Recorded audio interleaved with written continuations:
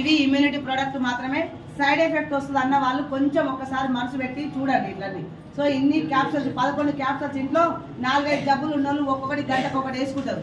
పొద్దుగాలు వేసుకునేది మధ్యాహ్నం వేసుకోరు, మధ్యాహ్నం వేసుకునేది సాయంత్రం వేసుకోరు. మర్చిపోయి పొద్దుగాలు వేసుకునేది ఎప్పుడన్నా మధ్యాహ్నం వేసుకున్నావా కళ్ళాలు తిరిగి కింద పడతాం.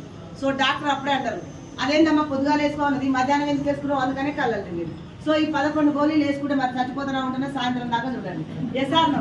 సో ఎందుకంటే ఇప్పుడు మీటింగ్ అయిపోతుంది, మధ్యాహ్నం నాగరికంలో మళ్ళీ మీటింగ్ ఉంది, సాయంత్రం కల్వకుర్తిలో కూడా ఉంది. సాయంత్రం దాకా ఉంటే నమ్మొచ్చా లేదా?